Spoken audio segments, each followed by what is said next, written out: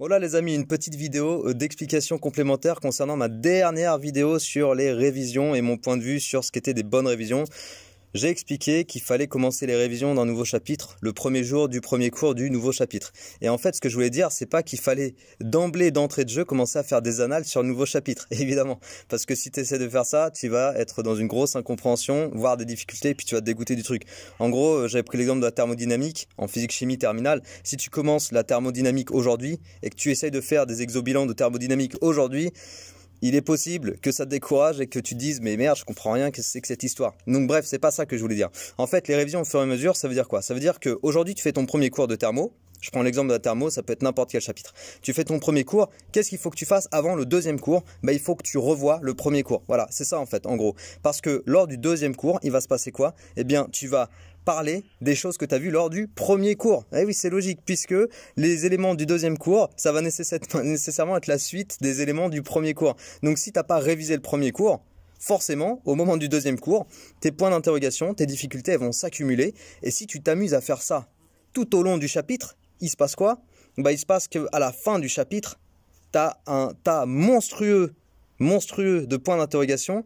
Et c'est là que tu vas vouloir recomprendre tous ces points d'interrogation 3 jours avant le DS. J'avais pris cet exemple-là, tu te souviens, j'avais dit tout comprendre, vouloir comprendre tout le chapitre 3 jours avant le DS.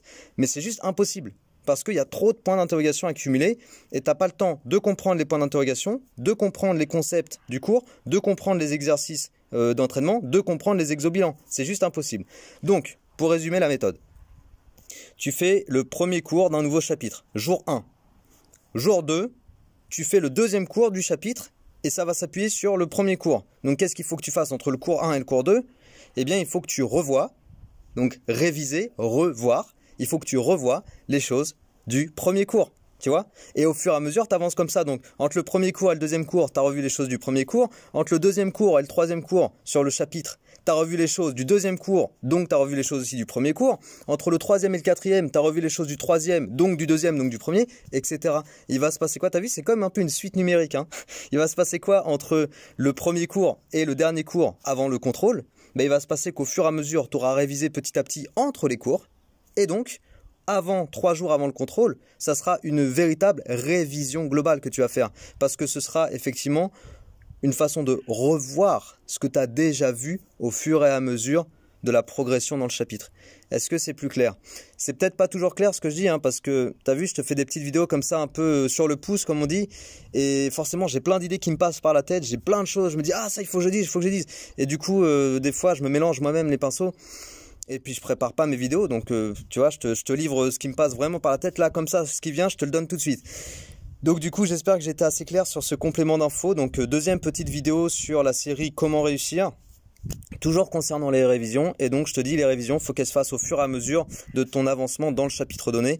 Et effectivement, tu travailles petit à petit dans le chapitre, tu revois petit à petit les notions, tu refais petit à petit les exos que tu n'as pas réussi à faire. Comme ça, petit à petit, tu évacues les points d'interrogation et petit à petit, tu as une vision globale, compréhensible et cohérente de ton chapitre. Et effectivement, 3 jours avant le contrôle, là, tu vas faire une véritable révision des choses que tu as déjà globalement acquis. Ok, c'est-à-dire que sur la progression du chapitre, tu as acquis, on va dire, allez, 60-70%. Et 3 jours avant le contrôle, il faut que tu garantisses d'avoir acquis 90%. Et après, tu peux être tranquille pour aller faire ton contrôle. Voilà, c'est ça que je veux dire. C'est comme ça qu'on doit réviser, c'est comme ça qu'on doit travailler au fur et à mesure.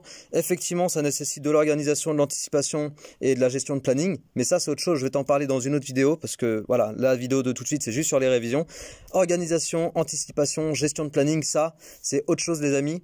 Et c'est un thème à part entière et c'est une difficulté à travailler à part entière. Ok, je m'arrête là pour cette vidéo. J'espère qu'elle vous a plu. N'hésitez pas à commenter, n'hésitez pas à partager, n'hésite pas à t'abonner. Et puis, je vous dis à tous et à toutes à très bientôt et portez-vous bien les amis. Ciao.